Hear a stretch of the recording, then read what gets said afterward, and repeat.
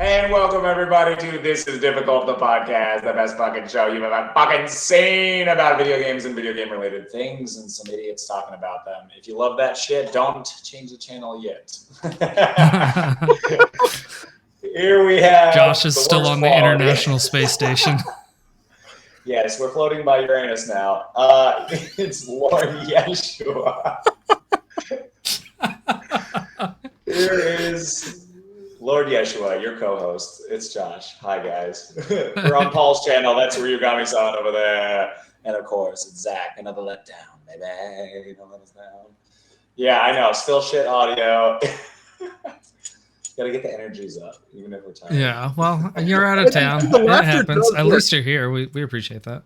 I know. I didn't want to miss. My parents have a computer, so I'm like, fuck it. Why not? Yeah, make it happen. Definitely not as good as mine in every way, but it's still it gets the job done, sort of. It makes me really like my computer, which is a piece of crap too, but I can at least do things on it. Yeah, for sure. Yeah. For sure. Let's see what we got. Well, what have you guys been up to this week? Josh, tell us about what you've been doing. Yes. I had a big one. I went out to the Northeast to visit the fam, so I've been out here in New York and New Jersey and New York for like a week straight. It was crazy. You getting good pizza out there? Oh, the best fucking pizza. In fact, we went to this place like just for midnight. We got like a bunch of fucking pizzas for so cheap. And it was just a nobody place. And we were like, maybe. And it was so bomb. Like the most like never heard of it place was so just fucking. But additionally to that, and it's also good there. Additionally to that, like if you know anybody in New York City with pizza connections, like you can get the works. Like we knew this one guy who, or like he was a friend of a friend, and he called ahead to this restaurant that was a pretty like, in demand pizza restaurant, and got us seats, and they just kept bringing us stuff all night. Pizza. I think we paid like $25. What? Per person. What? You get the family discount. Yeah, no kidding. For real. And like, I guess our friend of a friend knew someone whose girlfriend worked there or something like that. And that's all it takes. That's all it took. It was awesome. We were in town. We were in town to go to Six Flags. Yeah. And we were like, well, we've got an extra day. Let's go into the city for a little while. Yeah. And our friend was just like, oh, yeah, come to this restaurant. We'll hook you up. It'll be great. And just oodles of food for nothing. It was awesome. That's fucking awesome. Yeah. Hey, well, there you go. Did you play any games, Josh? Oh, yeah. So let me think of the shittier ones first. I didn't play anything like I normally play, if that makes sense. Mm-hmm. I played a little bit of the Switch at the beginning of the week, but now it's been long enough that it's not even that week anymore. So my brother-in-law has a VR. He has the Index, which is like pretty fucking great. Oh yeah. And I played a little bit of Beat Saber, which was great. But then I also played. Really cool. The game is fun as fuck. I also played Half-Life Alyx. I was gonna ask, yeah. So fucking good. So okay, literally, that is the most immersive game. That's it. It's literally that's fucking. It. Podcast is over. It's the most immersive game that probably exists right now because of just how well tuned it is to the VR. It is insanely depth. Like the depth is ridiculous. I can't even explain it. It's just feels like you can really. I feel like it adds a layer that VR games haven't had before. Like even Resident Evil, it was like particulates and some depth. This is like reality. Like I can write on a window and I can get as close to things as I want and interact with things in realistic ways and things look real, like the shine on the floor when it's wet and stuff like that. And just how you interact with objects, it's fucking nuts. Yeah, super crazy. That game is definitely a must play if you have a VR. The Index looks really good too, and it handles really smooth. And what was I gonna say? I think you just had it connected to his Steam or something like that. Yeah, it's the Valve Index. Yeah, so it's actually Steam's product. Yeah. Oh, that's neat. Yeah. That's really cool. Yeah. So it's one of the higher end ones apparently now, but I think it's totally fucking worth it. It handled incredibly. That was easily the most beautiful game I've ever seen. If Elden Ring ever gets a proper port, I feel like that'll be the most beautiful game. So what you're saying we need is fully co-op Elden Ring in VR. Yeah. I will That'd say be actually, terrifying, but I'd Hold kind of up. be into So, it just because, Into like, it. this is a game it'd that's be like been announced. real actually. life role playing Berserk, you know? Like, This is literally someone's coming out with a game. I can't remember what company, but it's a Souls-like VR first person like game, and they specifically it's not from software though, but they're specifically designing it without a dodge roll though because of how it oh yeah, you'd puke. feel. Yeah. So apparently someone played the Elden Ring mod in VR, and he was like, I almost puked. It was horrible because the rolling isn't taken out. It's just the game mechanics, and the camera follows your head. So it's like every time you're in a boss fight, you just can't roll. So this game is basically going to be the Souls game. I have to look it up for you guys. I can't think of a name right now, but you can literally just Google like VR release soon I'm on it. game. Cool. Souls like. Yeah, aside from that, the other cool thing I did though is I went to the Nintendo store in New York. Hellpoint? It was so fucking good. Cool. I loved it. And I bought a little Pikachu. Is it Hellpoint, Josh? Does it look awesome? It looks yeah, actually. Does it look like skeletons and shit? And you're in a dungeon and stuff? Yeah, maybe. I'm just Yeah, maybe. hold on. Also, I don't remember exactly. I remember skeletons though, like the basic bad guys. That's hilarious. But yeah, aside from that, like no gaming. But that was some cool ass stuff. The Nintendo store was fucking dope if you're a nerd. I talked to the guy at the desk though, and like when I was checking out with some bullshit, like a Bowser mug. And he was like, I was like, you got a bunch of fanboys in here like all the time, and it's like ridiculous too. And he's like, most people are tourists actually, like never get people that are actually Nintendo fans. I'm like, what the fuck? That is weird. So that's kind of, isn't that weird? He was like, people like think these things are like cute and fun and stuff, but like people that come up to me and are like, yo, like let's talk about video games is like super rare. So I was like one of the actual nerds. Nice. We bowed before the Link statue and took pictures. Back in the day when I was in Japan, I got to go to the Poke Center in Tokyo. Yeah, the Poke Center in Tokyo. Yeah, it was it's fucking apparently there's cool. only two. Paul, that There's only those two incredibly main weird on the headquarters camera. now. I know. That's It looks awesome. I've got like But space yeah. powers. Yeah. Aside from that, yeah, no. We're a Right little on, loopy right on. tonight, if you can't tell. A little. It's been a long day. Green drink. Zach, what about you, man? What did you do this week? So a lot of consumption of gaming, not a whole lot of gaming myself. I played a bunch of Mass Effect Sometimes 2. that's just as good. Yeah, oh, absolutely. Exactly. I played a ton of Mass Effect 2, crashing through that as fast as I possibly can. My goal is to have that game done on stream before the baby arrives. I have no idea if that's going to happen or not. But my last day at the comic book store is tomorrow, so maybe after that I'll have some time to play this week. And I'll just go live anytime I'm playing that game. The other game that I've been consuming a bunch of is Super Metroid. It's so good. I played the, like, you have everything, just go fight Mother Brain and get out of there version. The super version on Switch. It took me like 10 minutes, whatever. It was super easy. But I wanted more. And I've been watching various YouTube VODs of people playing ROM hacks. And that got me to thinking, well, I have a Retron. I wonder if it can do it. So I texted back and forth with Paul a little bit yesterday. And this afternoon, I successfully loaded up Super Duper Metroid on my Retron. It does require the cartridge. I have to put the cartridge in to load the ROM into the memory of the Retron, and then I can bring the patch in. There are other ways, like there are other methods to go about doing it without the cartridge at all. You can allegedly put literally any Super Nintendo cartridge in, and it'll load the ROM and patch it.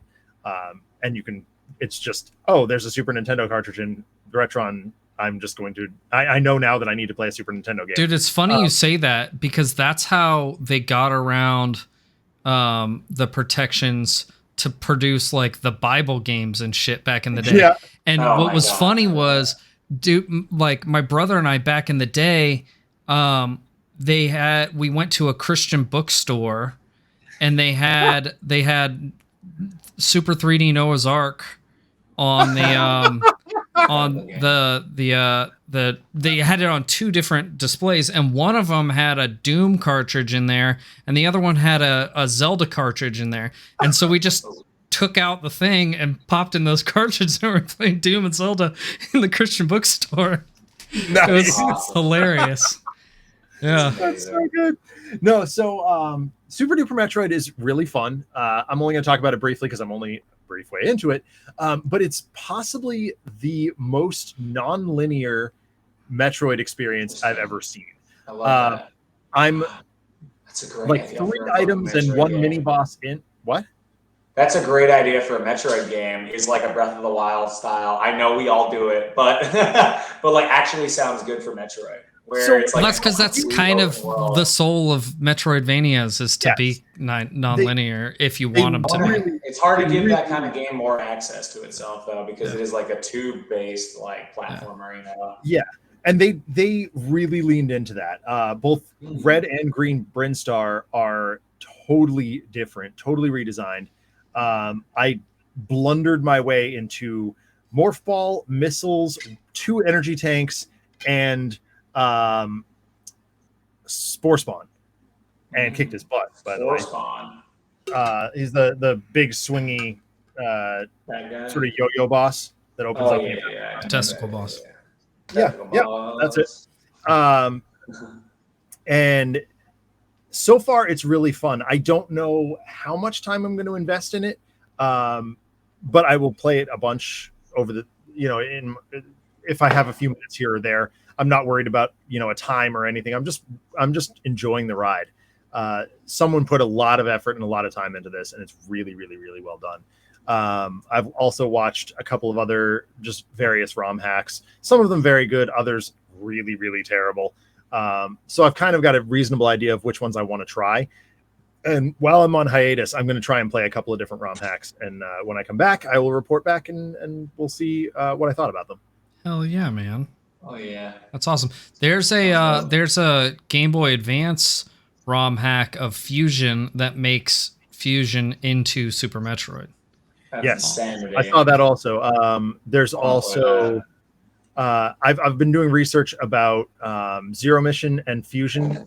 The fact that Zero Mission is kind of like designed to be somewhere in between Super and Fusion in terms of technology usage, which was really fascinating to me. I've been down a giant Metroid. Zero Mission's honestly great, but like the one thing that it is kind of taken away from it, same thing with the remakes of Metroid 2, is that like it kind of takes away the feeling of isolation and some of the subtext and some of the those kind of things that were like they were because of technical limitations, but like they use that to their advantage to make the game cooler.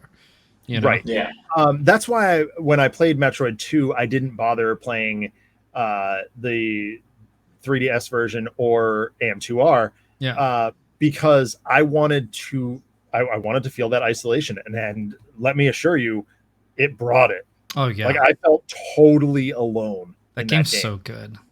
And I was for a shocked. Game Boy game, dude. Holy shit, it's awesome. Yeah, there's a lot there. Yeah, it's very good.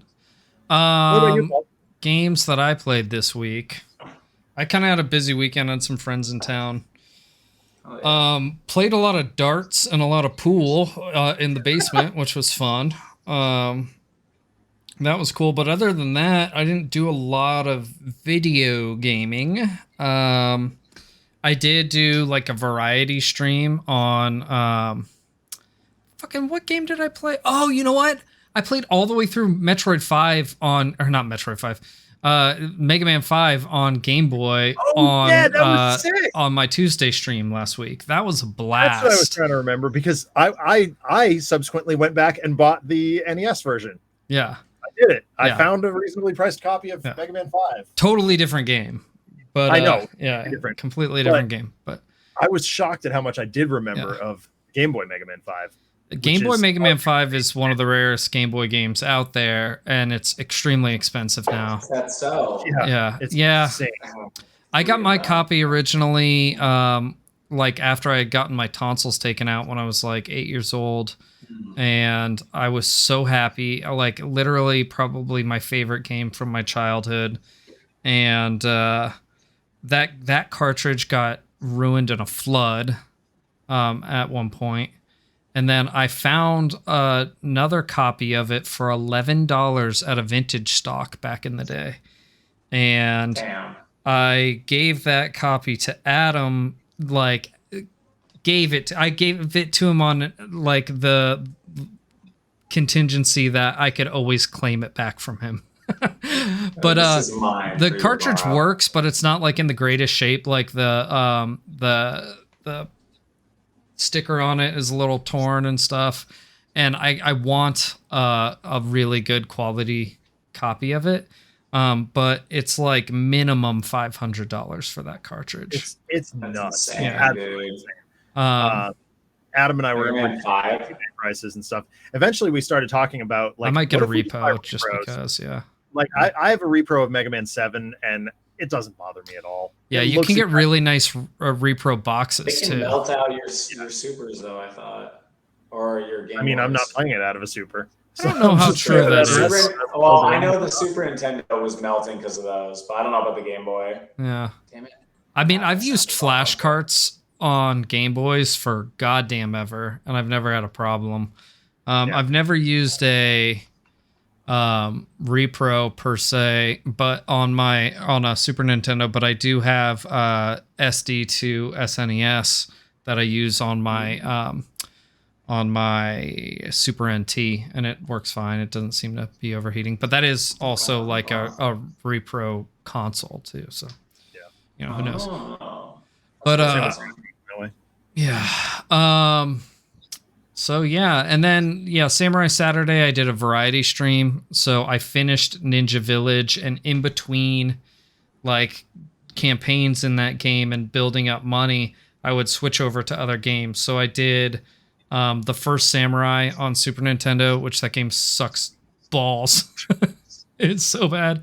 And then I also played Mugen on Super Nintendo. These are literally like the only two Super Nintendo Samurai games that exist that I can find anyway. And that game also sucks. So if you mushed those two games together and took the good parts from both of those games, you'd probably have a pretty cool game, right? Because the mechanics in First Samurai actually aren't that bad, but the game looks like ass. It's a port of a PC game, like an old PC game, and it just looks like shit. And it's got like the storyline from Samurai Jack, but before Samurai Jack existed. And which isn't bad per se, but it's weird. I just want to play like a straight up samurai game. Yeah, actually, it might have, honestly. If you pay attention to the story in that game, it might have. Samurai Jack might have stolen the story from it, like straight up. I'm not even kidding. Yeah, I'm not surprised. And yeah, and then Mugen looks really good. Like it's a pretty game, and the sprites are cool and all that stuff. But the mechanics in it are absolute shit. So if you took like the aesthetics from Mugen and the mechanics from First Samurai and mushed them into one game, you might have a cool game, right? But unfortunately, that's not the case. And then I also played a little bit of this game right here, Sword of the Samurai. It is Kengo 2. It's one of my favorite games ever. It's like an ultra realistic samurai fighting game where it like really simulates realistic sword fighting. It's actually the successor to the Bushido Blade series, right? So like when Bushido Blade ended, they made the first Kengo game and took it in a more realistic direction than Bushido Blade was. And there's actually, so the first Kengo game came out in the US, and then Kengo 2, the only English release of it was in the UK, so that's an import. And Kengo 3, which is supposedly the best one, unfortunately is only in Japanese. tried to find a patch for it, but I can't anywhere.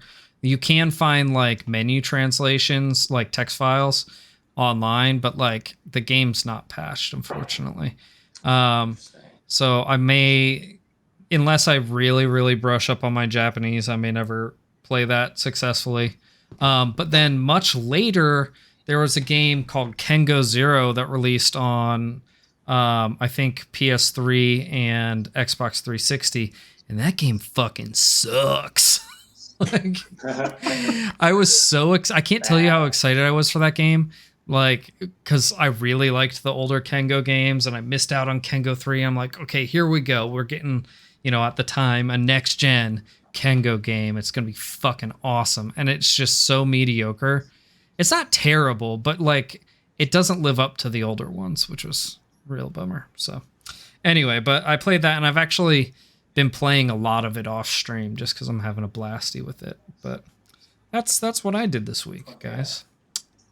Yeah. Right on. Should we go into current events? Yeah, I sort of got one. You got one? Yeah. Sort of. Right on, Zach. We'll start with you then. What do you got? Yeah, so I am here, Blink. I was perusing the latest publication from Diamond Comics Distributors previews, and I noticed that in tandem with the announcement that I mentioned last week, I think, that Mega Man Battle Network is coming to the Switch, they are also releasing one of these fancy model kits of the Battle Network version of Mega Man. Oh, hell yeah. So I am excited about that. And if you're a fan of Battle Network, get on that. It's about, I see, I don't actually know how much it costs because I use store credit on it, but they're not expensive. I think the base models are like $60. They're not that bad. It's like the price of a game, and it's worth it having that little fully posable action figure if you're a fan of the franchise. I have X. I have the Fire version of X. I have 2 versions of Zero. I want the Black Zero one. I want the Black Zero so badly, but it's kind of expensive. Hasn't been in publication. Yeah. From what I understand, Kodabukaya is relaunching that one or re-releasing that one. Oh, nice. So we should see a price drop on it pretty soon. Nice. I'm still looking for Vanilla X. Actually, no, I just got Vanilla X. So which? First Armor X is the one I don't have. And they're just it's fun. It takes like, I don't know, a couple of hours to build, and then I throw a little bit of Nuln Oil on it to highlight the or to low light the crevices and stuff, and they're just a really cool desk piece. So check it out. I'm also I've got my finger on the pulse. I want to see a Samus Aran one. That'd be cool. Really cool. Oh, being beta. Hey, Josh's mom. Hi. Hey. Hi. He's having a nice visit. Oh, Sorry, I thought we were not allowed. Yes. Does your mom have any current events? She's gone.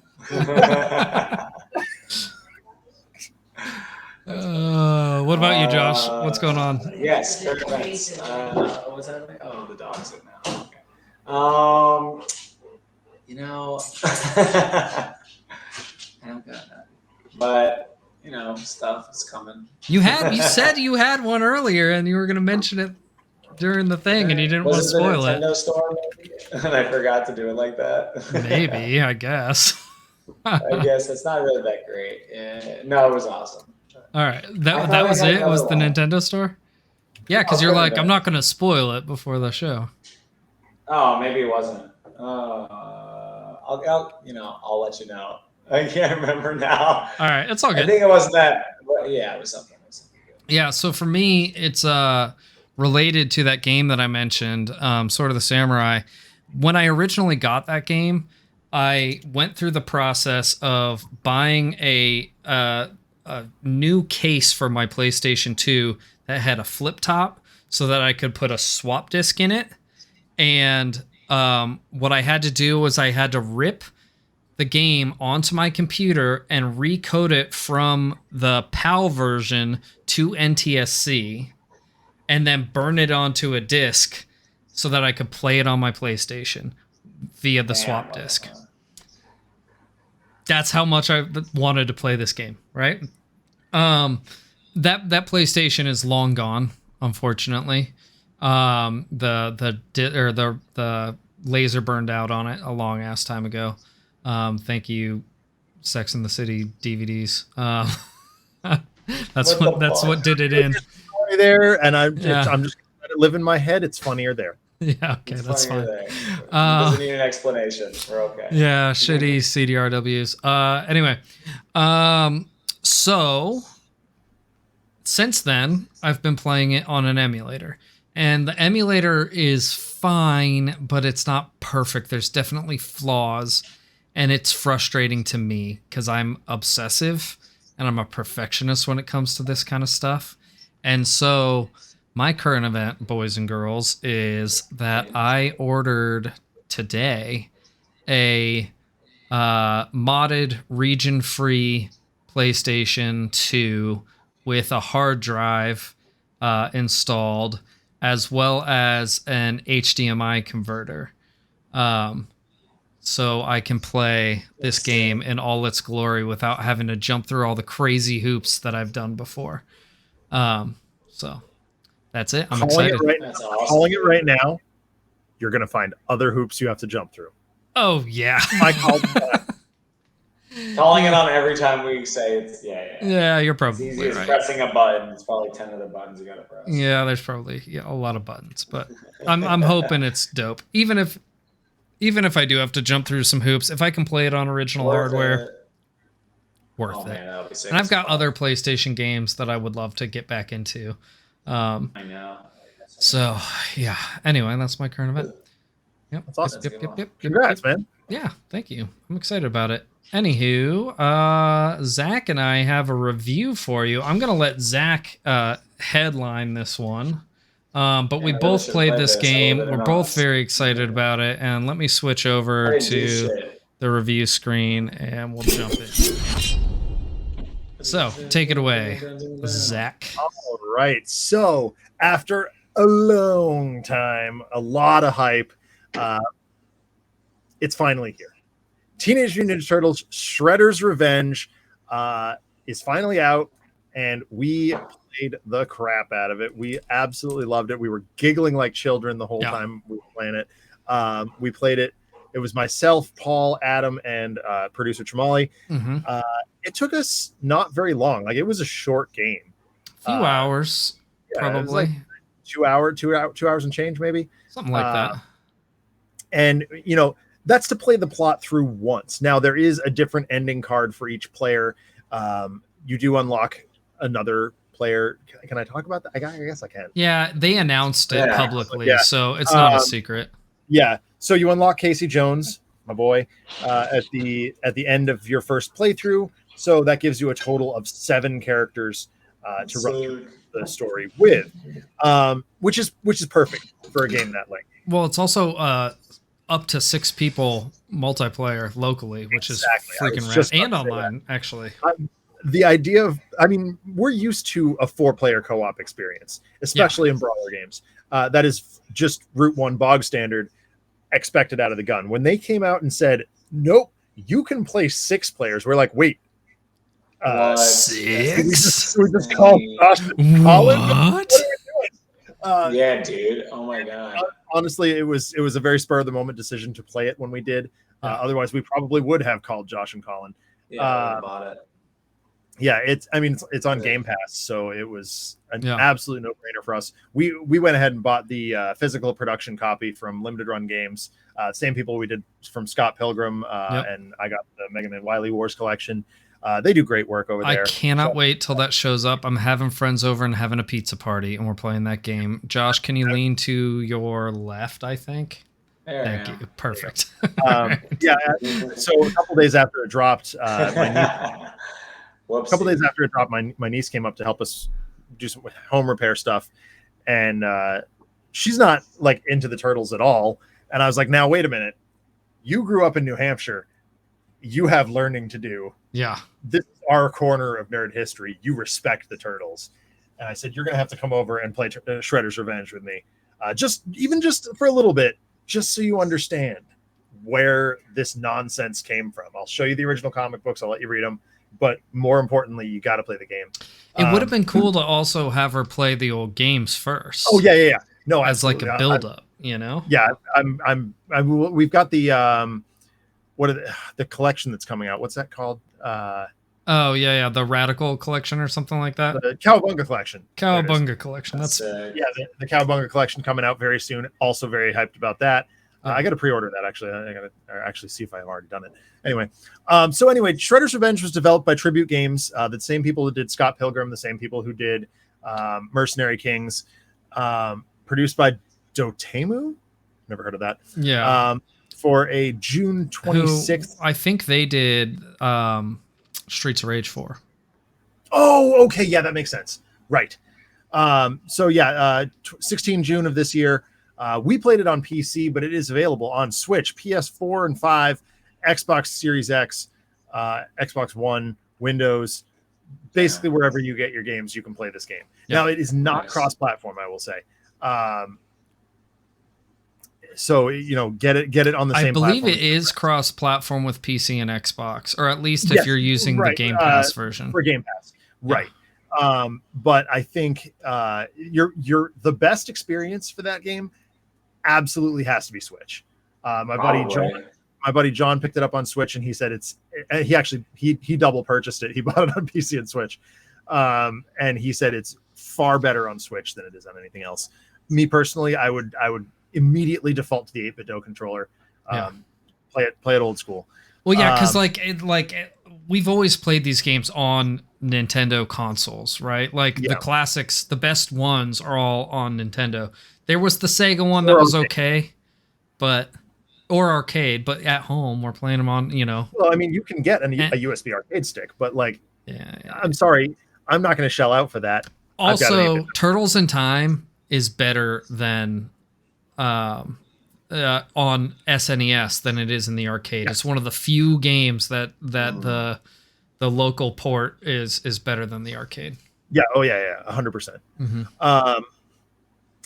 Now that said, I have a question for you, Paul. When we played it, were you playing with your 8-bit or were you playing with an Xbox controller or something? I was playing with an Xbox controller. I worked as well. I don't have my 8-bit mapped to my PC. It's just mapped to my Switch at the moment, and my Xbox. But it just again, it was a spur of the moment decision. We were just like, oh, we're just going to drop everything and play with what we've got. Right. So yeah, it runs perfectly fine with the 360 controller. Adam says he was playing with 8-bit on PC. So I will make note of the fact that about halfway through the game, I stopped using the analog stick and started using the D-pad, and it was a lot better. Yeah, me too. I kind of switched back and forth sometimes, but it was way better with the. Yeah, and I kind of had an inkling that you were doing that as well. My frustration. You could tell when I was playing shitty. Yeah, basically, when you and I were doing poorly, it was pretty clear we were using the analog stick. The problem is the D-pad on the Xbox controller is not in a comfortable position, and that is the sacrifice you give up moving between PlayStation and Xbox. That's where PlayStation puts the side-by-side analog. I don't like that configuration in general. I prefer it. But now that I'm using a D-pad in where that would be, I'm like, oh, okay. I get it. I get it. I see why Sony made this decision. So I digress. What did I like about the game? It's classic Turtles. It looks like it's even Turtles Unchained. It's what a Super Nintendo game that's not restricted by the graphics palette or the color palette, right? Would like the colors are bright and beautiful and brilliant. The pixel art is phenomenal. Yeah, the non-linear gameplay is so cool. We were actually breaking it down after the game. Every single turtle behaves slightly differently. The timings on things are slightly different. Donatello actually becomes smaller when he does his taunt to regain his his mojo or whatever, his super ability. And becomes hit. I think I got hit while I was taunting once in our entire playthrough. And I taunted a lot because I wanted to have that super. I got hit a lot when I was taunting. You did. Yeah, you were constantly getting hit. And Casey Jones is the same way. From what I understand, Casey's taunt is also much, much slower. But he hits a lot harder. Right, so they did a really good job balancing that. and really understanding where the hitboxes need to be. It also doesn't feel like you have to be perfectly lined up in the way that old school brawlers used to. You had to be like directly in front of somebody in order to hit them. Hitboxes are a lot better. Yeah, for sure. You couldn't be off by a single pixel. Yeah. And it really smooths out the gameplay a lot. It looks like you can even hit people from the sides in certain instances when you're chopping with both swords outward. Yeah. Right?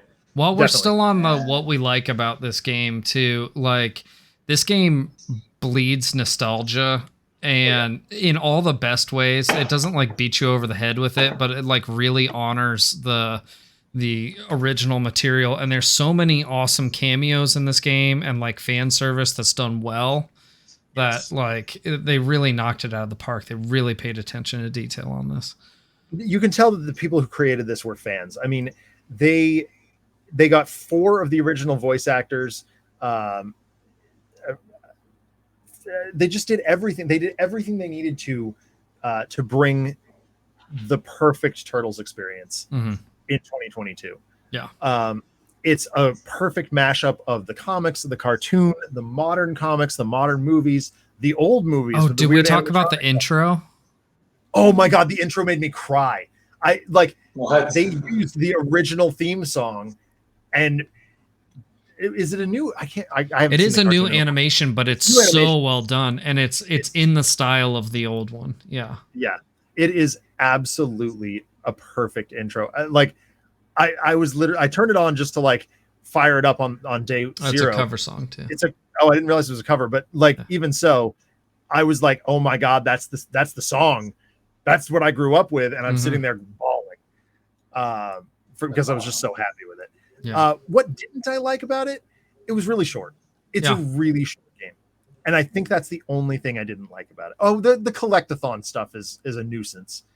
Because you don't know when it's going to pop up. It's very sidebar. I wouldn't mind it if there was more of a reward for it, and if like if it was rewarding more characters. Like we played that, or at least Adam and I played that Radical Rescue, that fan made game, and it's got like every Ninja Turtles character you could think of playable, right? Right. And I wasn't expecting that, but I kind of was hoping that there was more than what they gave us. There's still a good amount of playable characters, and I'm sure there's going to be DLC for this game. But it would have been cool to have more characters off the bat. Yeah.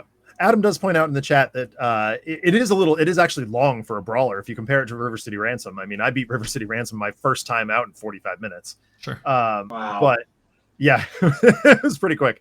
But it's, I don't know. Well, and we're playing it in the story mode. If you play it in arcade mode, it plays a lot quicker. Like, I would say it's got a pretty similar pace to Turtles in Time. Yeah. This has 16 levels, and that's really cool. And it actually does a really neat job telling a story. Like, it is a continuous narrative. You have your classic staples of brawler games. You have I think there's 2 different elevator scenes. There's the staples of Ninja Turtles bits where you're on the hover skateboards, which are a giant nuisance and really hard to control. But like not frustratingly so. Like they're a nuisance in the same way that, standard combat in any video game. Right. Yeah. I was just going to say standard combat in any video game is a nuisance. It is challenging. So it's not really a bad thing. It's just there. Be aware of it. So how's the story? I mean, it's there. It's Turtle's story. Yeah. Shredder gets pretty up to standard. some nonsense. Krang is there causing problems. Bunch of little, Bebop and Rocksteady are there causing problems. Super Shredder is there causing problems. Just, fan servicey story. Nothing to complain about. Awesome. If you're looking for deep immersion storytelling, it's not your bag, but yeah, go read Last Ronin. Exactly. Yeah, exactly.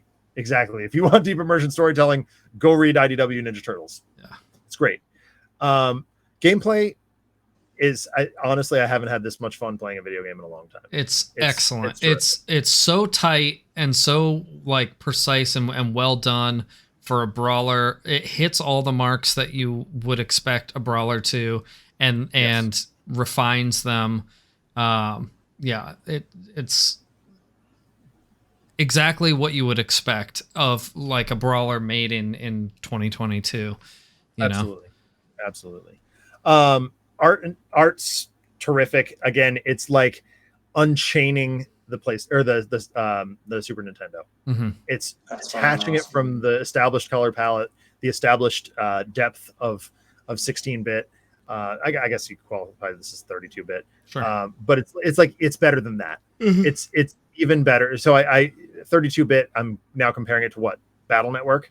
It's better than Battle Network. Yeah, by a long shot. Fantastic just is not, it's not a strong enough word to describe how beautiful the art is in this game. Mm-hmm. Same goes for the music. I mean, it is, the music's awesome. Yeah. Do you want to talk about the music for a minute? You know it a little bit better than I do, I think. I don't think so. Oh, okay. I don't think I do. I just think that it's good. And there's a couple a couple like songs with vocals and stuff, and they're rad. Like there's like a rap song and a rock song, and like they're fucking cool. Like they're really good. And they're in the style of like what you would expect, like late 80s, early 90s kind of, like it doesn't take you out of that feeling ever. It's not like they're playing, some BS you'd hear on the radio today, The Shredder song is Wu-Tang Clan. Hell like no joke, it's Wu-Tang Clan. Yeah. It's so cool. Like, come on. What other video game are you going to get Wu-Tang Forever on? Yeah, that's awesome. That's for Donald Space. It's one of his quotes in his podcast. Yeah, it's neat. It's neat. Sound design is, again, it's just Ninja Turtles turned up to 11. It's exactly what you'd expect out of a Ninja Turtles game, and turned up to 11. Yeah. How long did it take us? I think, like we said, it was 2 hours and change. It's not long for one playthrough. Adam has played it with all 7 characters at this point, so you can figure it's closer to 14 hours for him probably. But again, not a lengthy game by modern standards, but definitely lengthy for a brawler. Yeah, and it's still got plenty of content because, you could go do the collectibles. You could play it on different difficulty modes. You play through with all the different characters. You can play it on arcade mode. You can play it on, arcade mode on hard.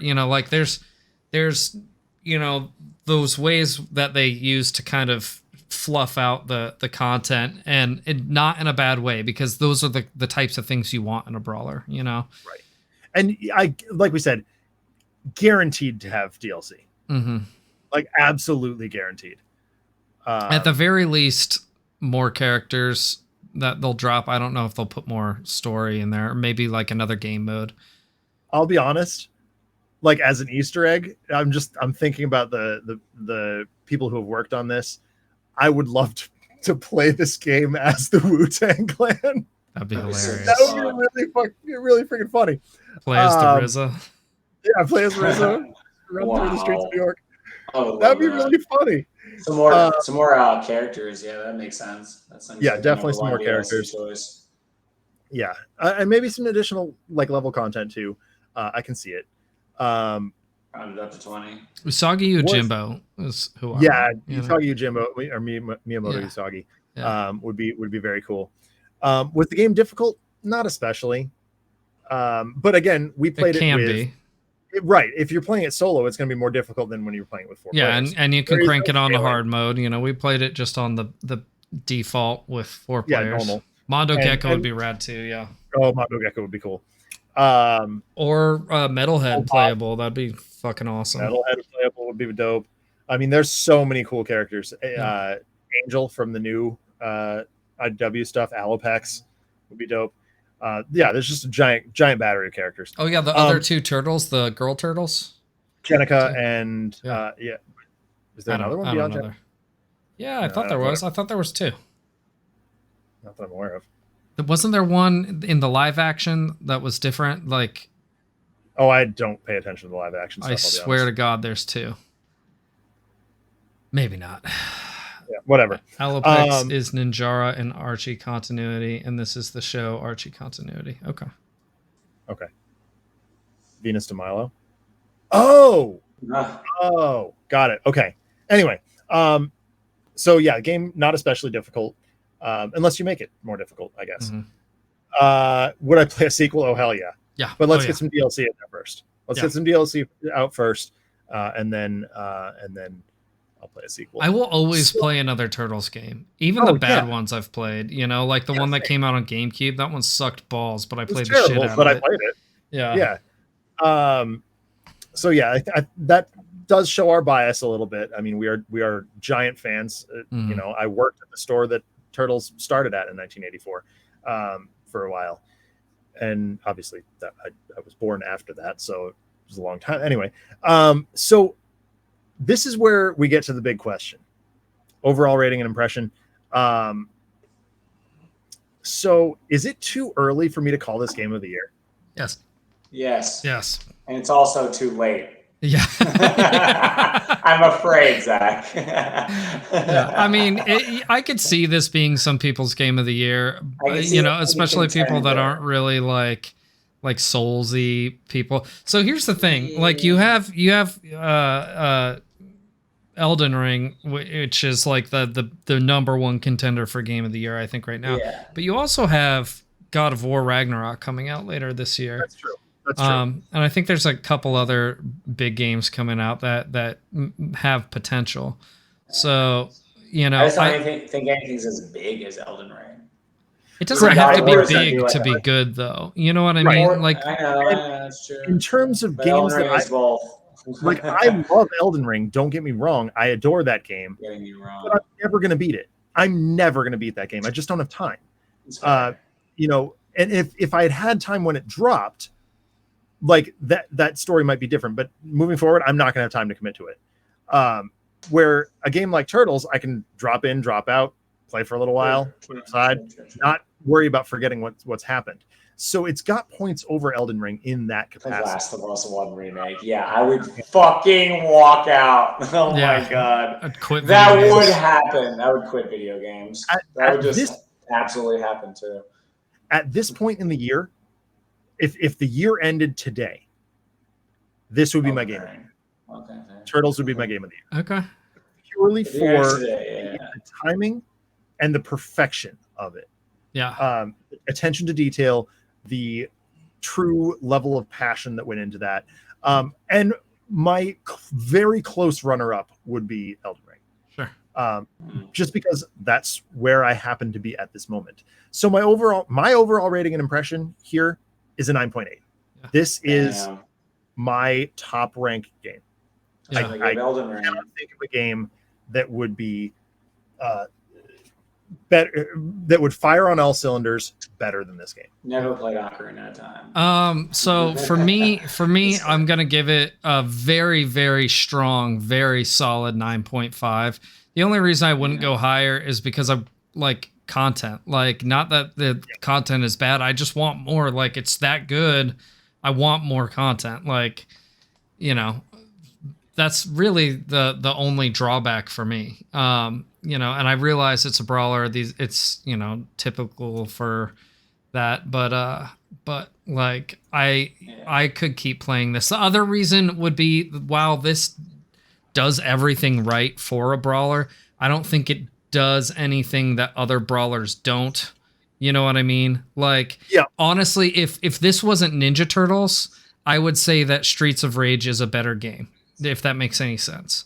Like, Streets of Rage has more content, more characters, you know, this and that. Like, it's got if you ask me, even better fighting mechanics than this game has, but it doesn't have Ninja Turtles, so like, and that's a huge part of it. That's honestly a huge part of it. So your ranking at a 9.5 puts that on par with Ghost of Tsushima. Damn. As well as Neo 1 and 2. Does that sound right to you? Say again, Josh? Sorry? Does that sound right, I asked? Yeah. Yeah. It's that good. It's that good, yeah. How did I do that? Oh, okay. And for me, I mean, that puts it on par with where Josh and I put New Pokemon Snap, where Josh put Cuphead. Where Paul had the same as Paul and I had Link's Awakening remastered. You know, it's and it's just 1 point above where Paul put Elden Ring, which is exactly where I would put it. Honestly, where did I put Elden Ring? I don't. Well, it's all reviewed Elden Ring, Josh. So wait, I ranked this higher than Elden Ring. No, I did. Insanity. Oh, okay. I did. I did. I I was about to say. by 1/10 of a point. Okay, And that's okay. exactly what I intended to get across there. Yeah, that's fine. Yeah. That's funny. So is it perfect? No, but I firmly believe that no game will ever be perfect. Yeah. Every game has room for improvement. You did put Rescue Palooza at a 10. I put 30XX at a 10. Josh, Rescue Palooza deserves a asterisk, and I would never give a 10 normally, but like because that's a fan made game and it blows most first party games out of the water when it like in that style.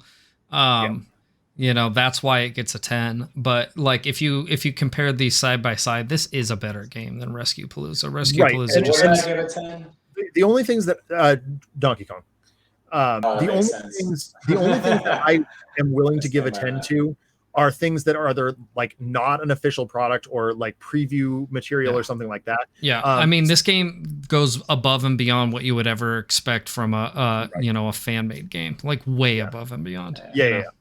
And Adam points out in the chat that in terms of what was intended by a game versus what we got, both Elden Ring and Shredder's Revenge are just, flawless. Mhm. They absolutely blew it out of the park. Yeah.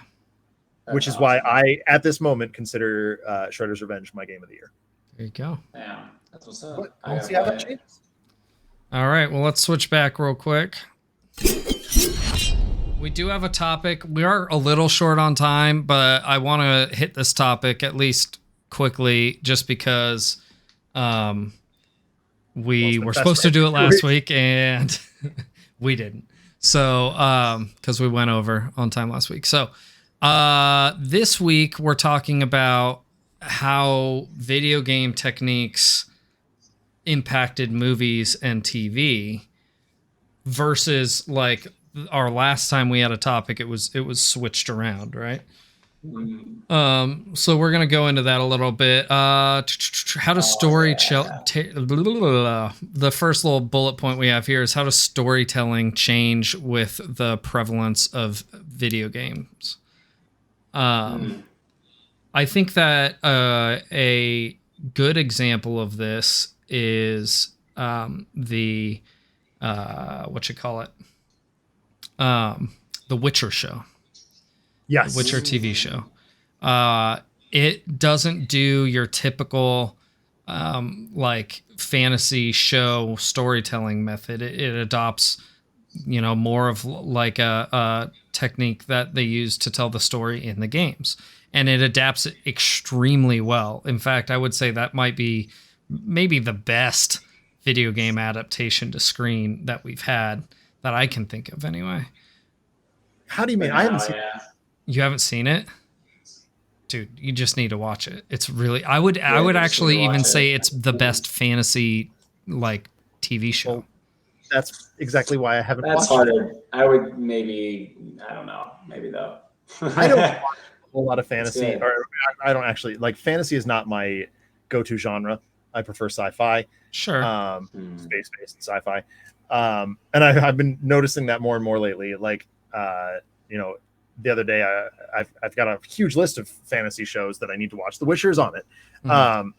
But The Witcher's excellent. I just prefer, like, I just want to watch Star Wars or Star Trek or Babylon 5 or like literally anything in space. And I don't know why that is, but I can also say that those sci-fi or more conventionally sci-fi shows are also drawing from video games. The show don't tell mentality that you see in a video game, because quite often you're controlling a character, you're seeing what they do on screen, is becoming more like directors are becoming more aware of that. It's always been a thing in film, but I think the more video games that can be assumed to be consumed on a regular basis by the mass public, the more comfortable directors are at just showing a thing happening. And I'm not saying that's not to say like using flashbacks and stuff like that. It's more just like cut the dialogue. We're not living in a world where every single thing needs to be explained. Yeah. I'm thinking of the Clerks movies. Mm-hmm. In the first Clerks movie, it's literally just one long conversation between Dante and Randall. Yeah. If Kevin Smith tries to do that again with Clerks 3, the movie's not going to succeed. He's going to have to show more of that stuff. Now, his particular style does hinge very heavily on dialogue. Mm-hmm. But I was also reading a script page that he published, just a little snippet of a script page that he's working on now, that shows that he is also evolving, and the whole script page that he published is all just visual stuff. And really leaning into that visual medium, I think, has something to do with the prevalence of video gaming. Yeah.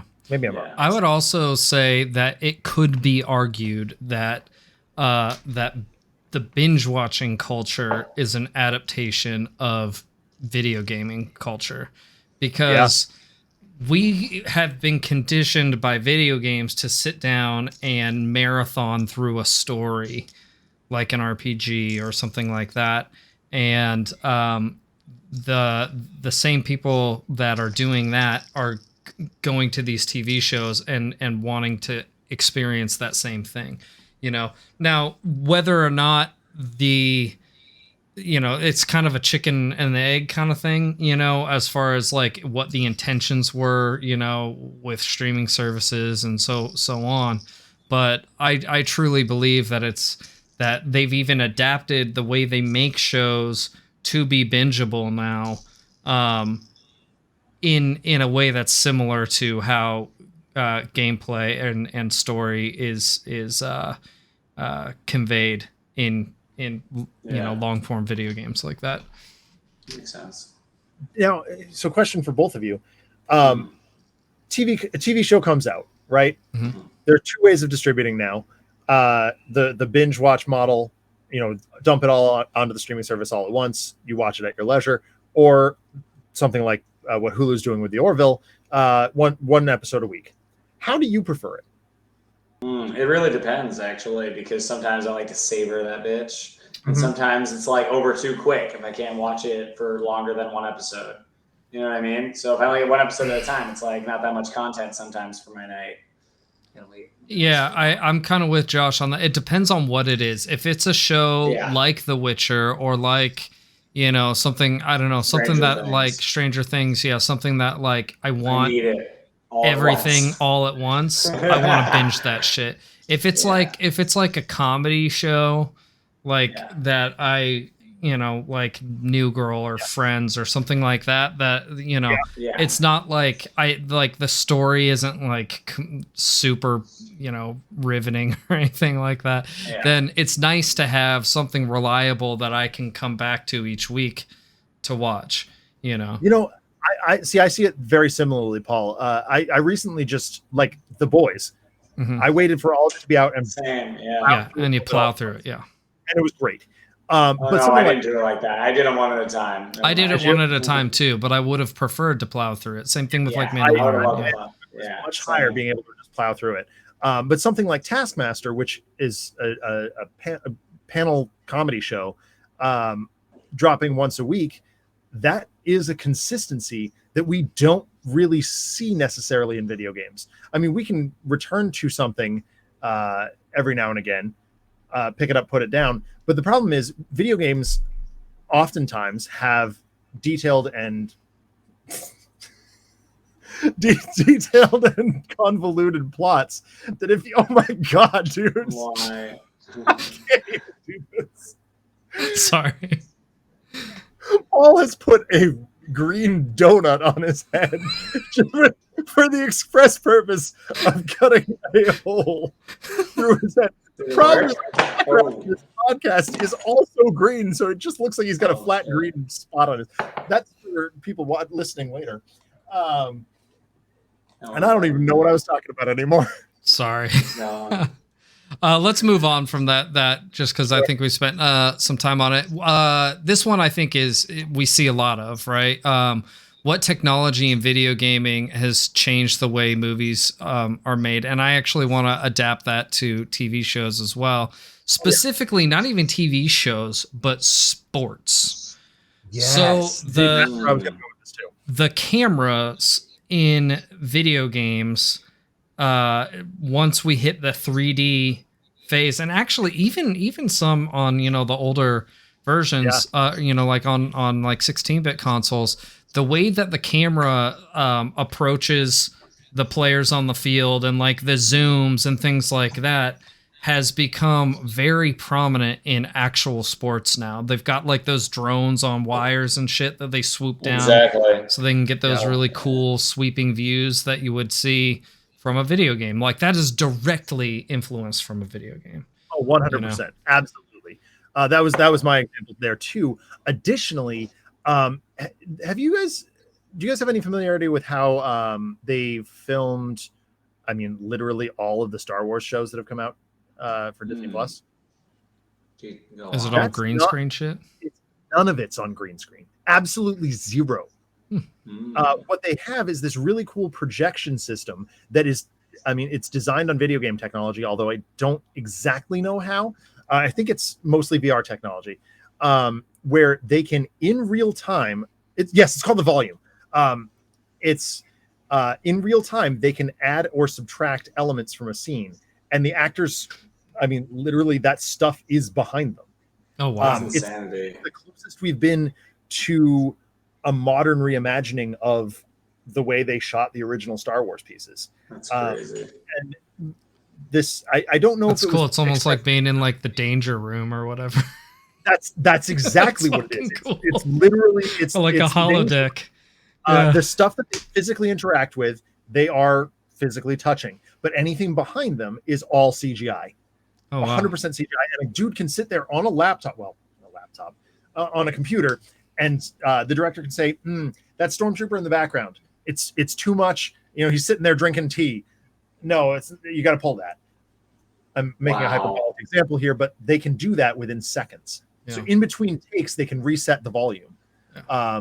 And it is unbelievably cool and definitely taken directly from video games. Yeah, I'd like to also say that Netflix did with Black Mirror, they did that episode that is like a choose your own adventure. They like gamified the episode, which is and like blending the medias. That's not new either. There was a dude. Goosebumps. I am, well, I mean, yeah, but like I've got goosebumps just talking about this. There was a dude on YouTube who made his own choose your own adventure. It was called The Dark Room, and it was creepy as shit. It was so scary. And it was just this guy yelling at his webcam. There was nothing creepy about it, but the story that he put together through your choose your own adventure path was absolutely nuts. And watching you interact with YouTube and to create this system was crazy. Yeah. And it's because this guy was really fond of video games and choosing his own path in video games. There are a couple other bullet points, but we're running low on time. Is there any final thoughts you guys have on like the impact of video games, video game technology on the, on movies and TV? I just want to say that I think we need to be really careful about that, because things like the volume and the way they use CGI in television and whatnot, it's a slippery slope. And video games has fallen into that trap a number of times. Paul, cut it out. Did it work? Yeah. If we're going to take technology from video games and adapt it for filmmaking, we just need to learn from the mistakes of the video game industry as well. Yeah, I agree with that. Josh, do you have any final thoughts on that? Yeah, no, I agree with all that. Yeah. Let's see. I mean, video games are just getting better, and movies are kind of losing their shit. Movies can only go so far, and TV can only go so far, while video games can interpret like quite a lot more, I feel like. So we always will maintain that identity. Whereas video games will even adapt more that movies are doing before movies are able to adapt more that video games are doing. Yeah, I would also say, kind of on the whole, like bingeable shit and this and that, we saw a dramatic shift around the time that Netflix started becoming popular in the quality of TV shows versus the quality of movies. And I think that's because they realized that they could do like a movie quality show in long form and have more story without having to compress it down into 2 hours, right? Which I think comes directly from video games. Yeah, it does, and but it's how they tell their also stories. look at the Marvel television shows. Like there's a lot of bloat there. Sure. They need to learn to temper that. Yeah. well, that's just bad writing. I feel like. Well, That's just it is and it that's isn't. some shows I feel like are purposefully drawn out because they just want to make money, and I feel like some shows are drawn out because they have content, like Stranger Things. Sure. So Yeah. it's like, I don't know. Like Moon Knight is like bloat, and then Stranger Things is content. Yeah. Just because it's like the writing, basically. Maybe not. All right. Well, this is Difficult Podcast. If you're watching us live, you're on my Twitch channel. I play video games on Tuesdays and very rarely on Thursdays, but sometimes. And then always on Saturday, we do Samurai Saturday. Then we're back here for the podcast on Monday nights. If you're watching it on YouTube, please share it and like and comment, but sharing is caring, you know? I need to stop saying that. That's like the Yeshua and the flesh. What? No, don't. I thought we were going to Yeshua. No, I thought we were going to get one episode without that stupid joke. If you want to yell at me on Twitter about saying Yeshua and the Fleshua, you can. There it is. At Ryugami-sama. There it is. And that's where you can find me. Josh, where can we find you, my guy? Yes, Lord Yeshua and Lord Yeshua TTV on all my shit. Catch me streaming some shit. I don't even know anymore. It'll be fun. We got some stuff coming. More Sweet. DLC Cuphead. Yeah. Sweet. I'll beat that shit still. And Zach, where can we find you, my guy? What you got, Zach? I'm on Twitch at Another Letdown. I'll be live a bunch this week. I will be hiding soon, but I will be live a bunch this week. Nice. Assuming my daughter doesn't arrive before we expect her to. Who knows? But the plan right now is Mass Effect at some point. I've got a meeting on my normal time on Wednesday, but I'll just probably do Mass Effect a little bit late. And Trapped in Arkham certainly on Friday, maybe more Mass Effect on Thursday. I don't know. And watching paint dry on Saturday. And then that's probably where the hiatus starts, honestly. Nice. Cool. So big week and then nothing for a while. Cool. All right. Well, thanks everyone for hanging out. Everyone have an awesome night. We'll see you guys next time. See ya. Goodbye. Peace. Bye.